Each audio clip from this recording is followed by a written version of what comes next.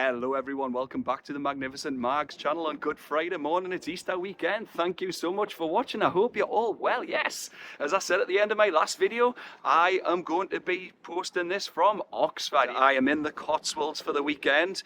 Oxford for 2 nights. This will be our second day and night, and we're staying in Cheltenham tomorrow. I used to live there a while ago, so I'm looking forward to going back and catching up with some old friends. There is Oxford Castle and Prison, though the prison did close in 1996. We are staying just in there. It's now a Malmaison, and our hotel, it's on a former prison wing. I'll take you in there soon for a quick look at it. And also our hotel room is 3 former prison cells with the partition walls knocked through. It's really nice. A bit of a strange feeling being in a former prison, like just seeing the layout. You'll see it shortly, but yeah, that hill is apparently where people used to watch public executions, but that's a long time ago, and I'm not doing a video from the Cotswolds about Oxford. No, this is about Newcastle United finally having a training ground sponsor, and I'll read it out here. So they've signed a transformative multi-year partnership and with NUFC Hydration, the world's fastest growing hydration brand. Though I have had a look at their X account this morning and actually have less followers than me. It's going to be effective from the 1st of July 2026 at Dorsley Park, and the training ground's now going to be known as the NUFC. Now, I said in my video from Sheffield last weekend that David Hopkinson, he came in September and he has just been talked so far, and we felt that he needed to do more for Newcastle. Where's the action? Where's the training ground sponsor? Where's the training kit sponsor? And where's the stadium sponsor? Well, I don't know if he's watched my video. I'm not trying to take any credit here, but yeah, it came from a place where I care. I'm only constructively criticising because we want the best for our club. He's a man of action, we can see. He said the only way we're going to beat the status quo is by getting our revenue streams grown. And this is a big step towards that, a very positive first step. Now, it has said that it's going to be included in the sleeve sponsorship on training wear for the men's, women's and academy teams. It's the first of its kind partnership, representing a significant step forward in Newcastle United's commercial strategy, as well as integrating NUFC Hydration's high-performance nutrition expertise across all levels of the club, providing players with elite hydration products designed to support performance and recovery.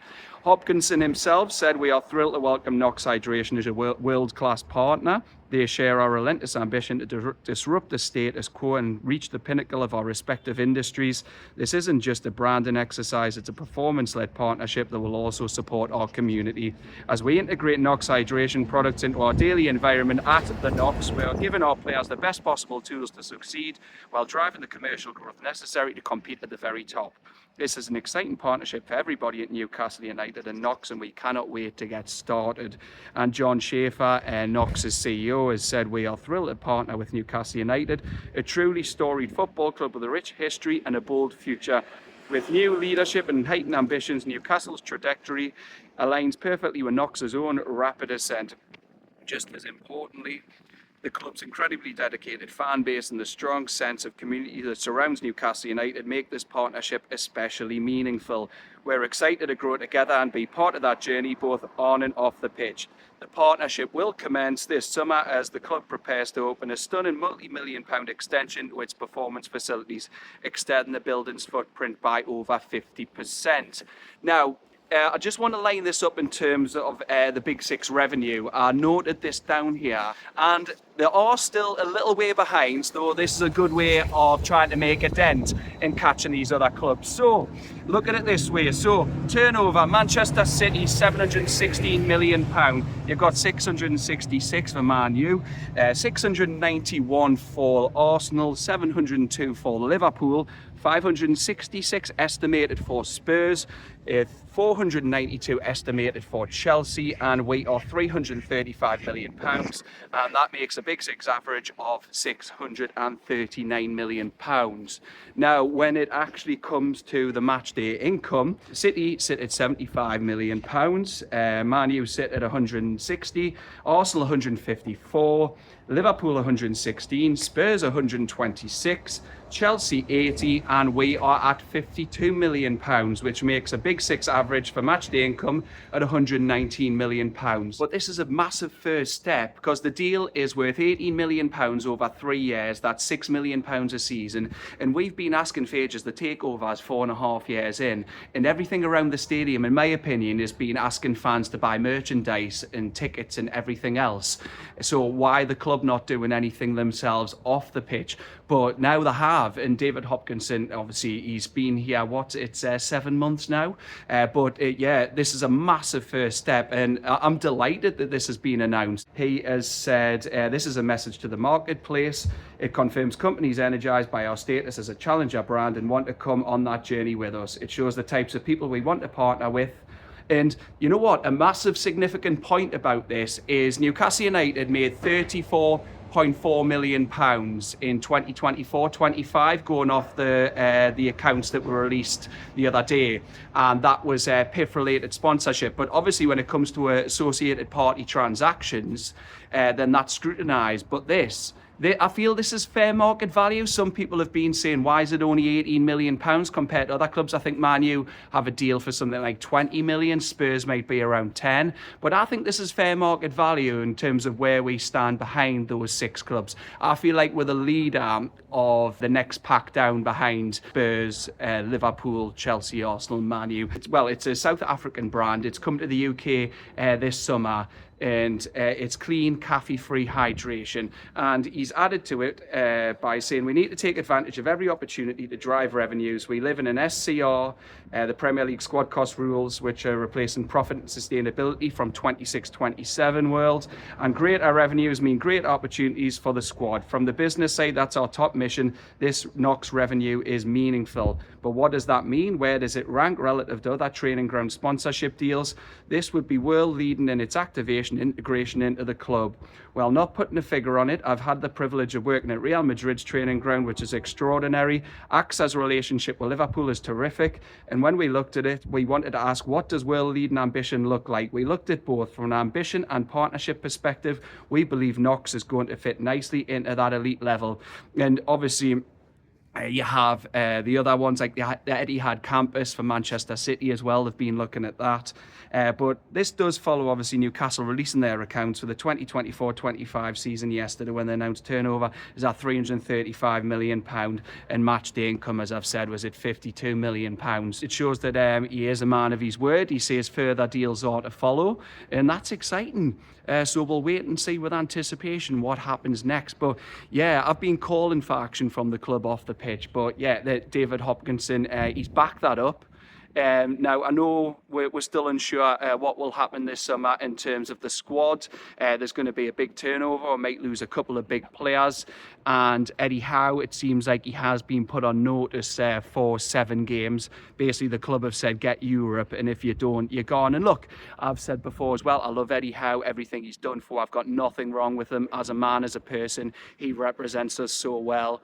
And I'm happy he's our manager, but at the end of the day, Europe, as it's shown when our accounts released the other day, it's massive. We need to get it. We can't be in it one season, out of it the next. And I was listening to the financial expert Kieran Maguire. He was on Talk Sports Inside the Toon podcast, and he made some good points. Now, when you're in the Champions League, for every pound you make in terms of revenue, the Europa League only makes 22 pence to the pound, and the Europa Conference 11 pence to the pound.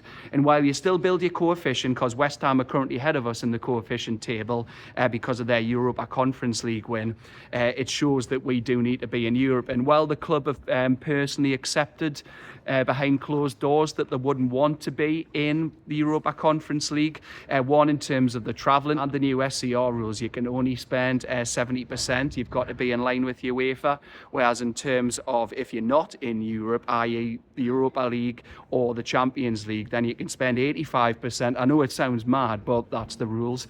Anyway, enough from me for now. I'm going to continue this elsewhere in Oxford, but I'm going to pause it for now, and I'm going to take you inside and show you what this hotel looks like. Right, you join me in the former prison, which is now the Malmaison. It closed in 1996. It's beautiful, even though the sign said the conditions used to be appalling in here. So yeah, I'm just going to walk around and show you what it looks like. I am whispering because there'll be people in their rooms and they'll all clean us out. So I'm going to shut up now and I'll just walk around and show you what it looks like. So let's go. That's the rooms for my prison cells.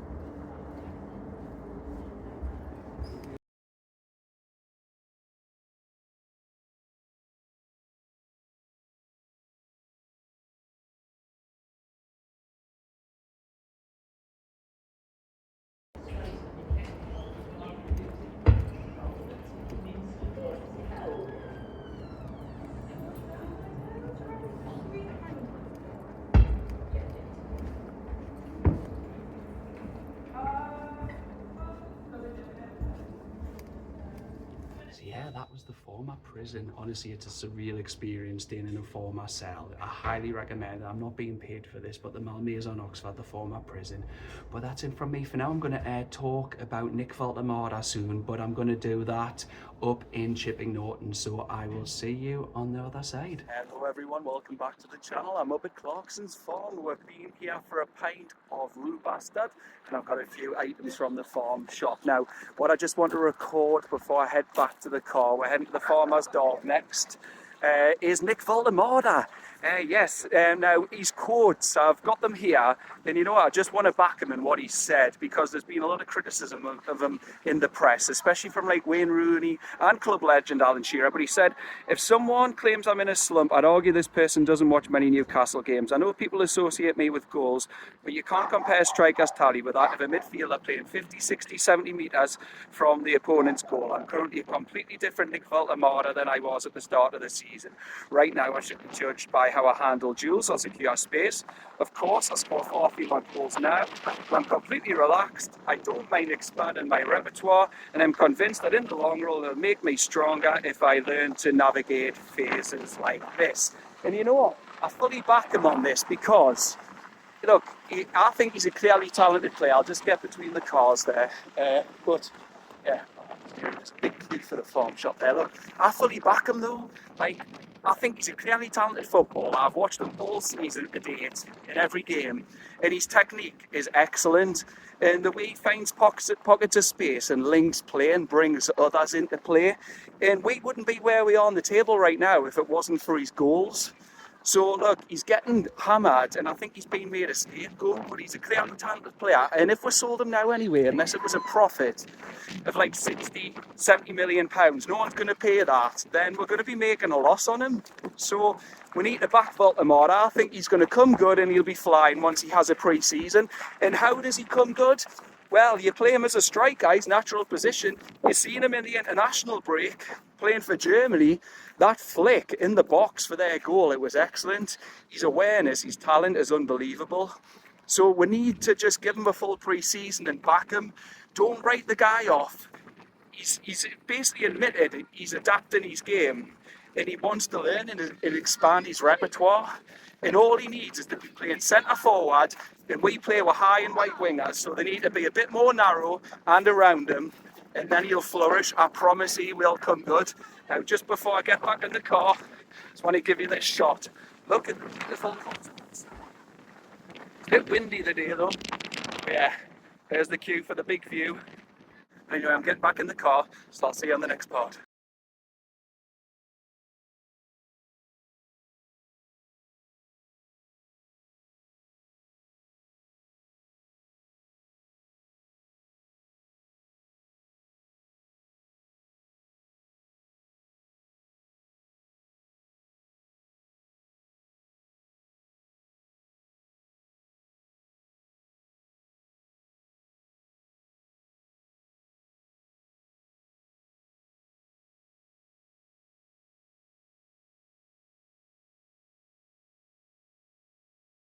Welcome back to the final part of this Cotswold video, everyone, and you join me at Cheltenham Racecourse.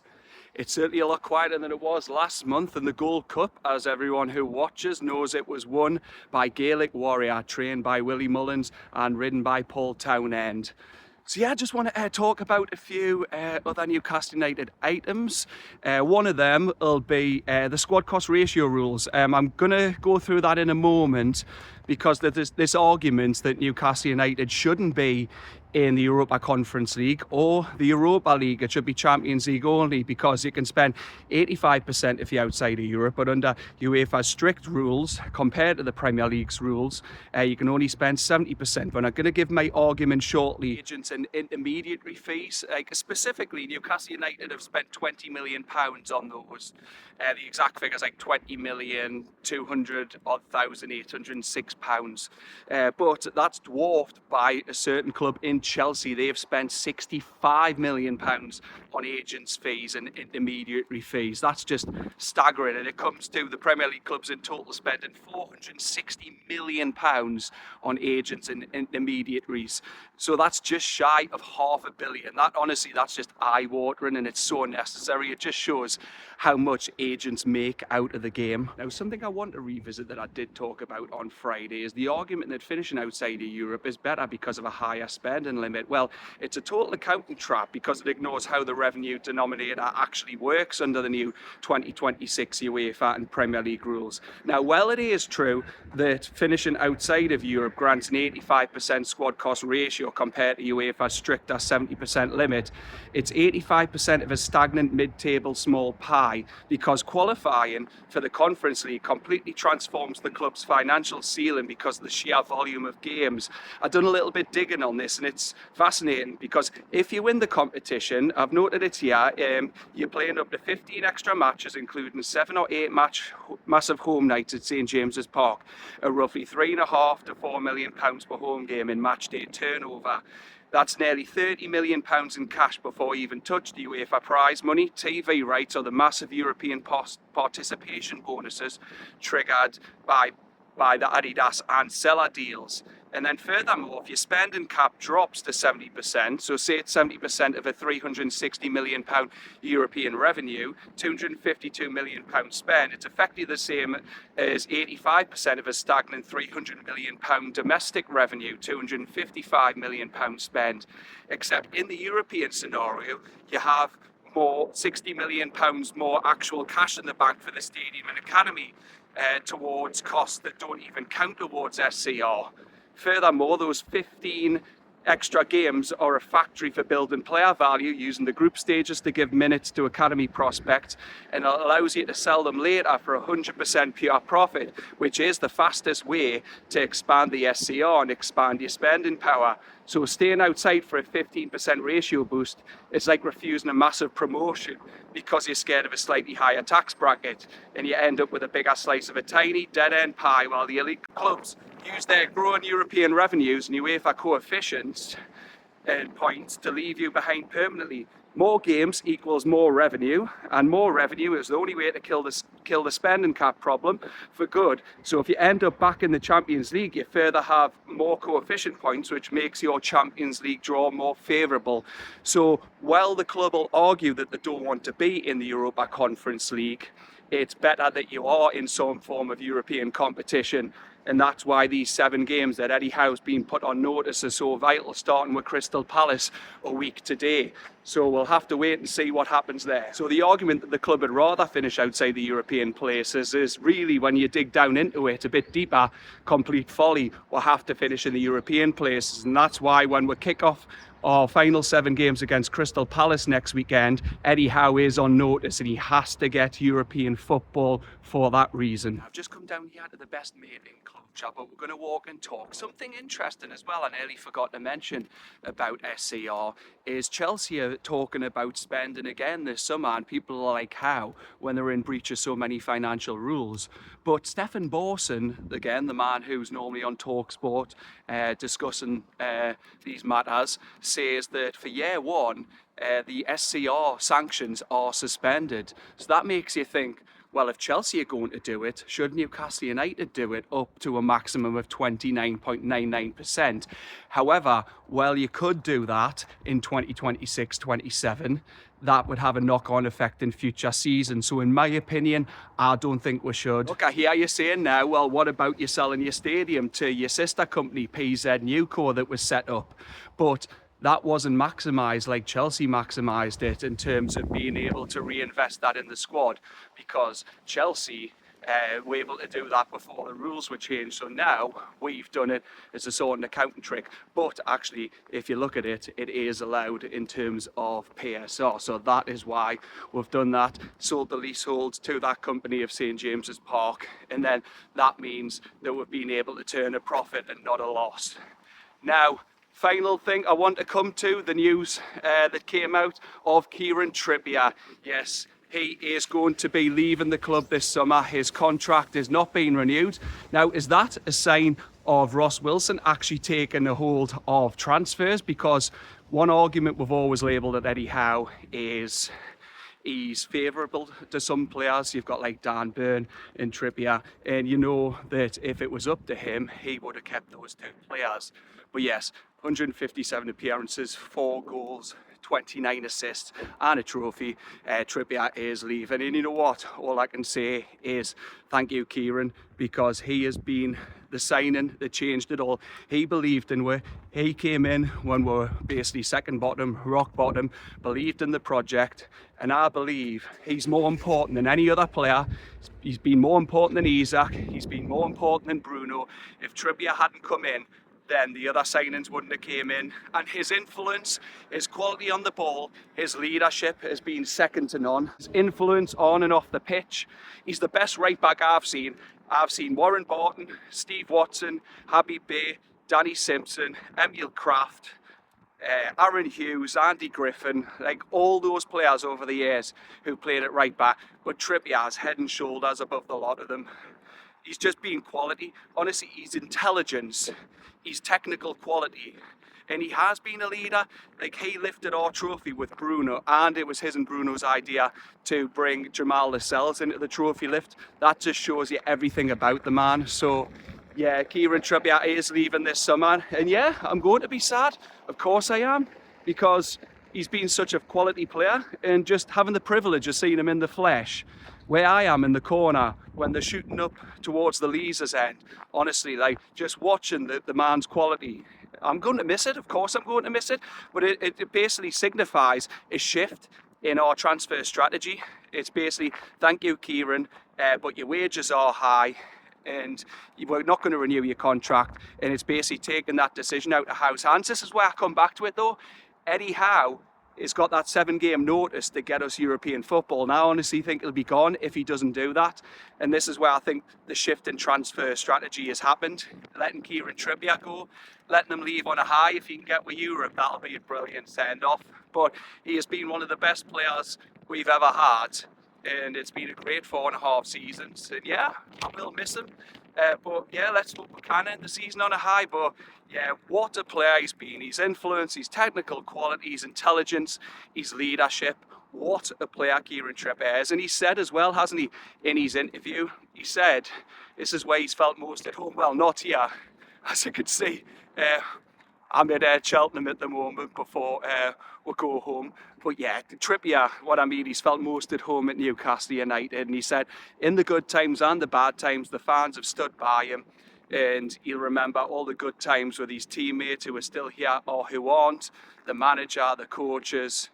And yeah, and he's managed to lift a trophy. It's been brilliant. And yeah, it's a big job replacing him, but that's what I come back to again. It's going to be a big summer for the club. It's massive, and I think this has shown that Ross Wilson has basically took the reins off Eddie Howe and said, look, I'm doing transfers now. Yes, he'll have a say in it.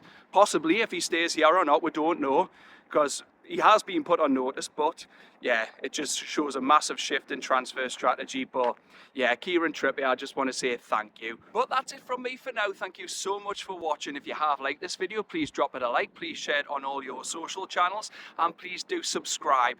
And if you want to be notified when the latest videos have been uploaded to the channel, please hit the bell and change the drop down to all. And if you want to help the channel out even further, you can hype the video and it'll help it climb the hype league table, if you like. Yeah, when you're not in full screen mode on your mobile device, swipe right on the comments, hit hype, and then hit the hype points at the bottom. That would be greatly appreciated. So I hope you've enjoyed seeing me in Oxford at the Prison and Castle, DiddlySquat, and here at Cheltenham Racecourse. So there's one last shot. It's a very quiet Cheltenham Racecourse, only a few weeks on from the Gold Cup.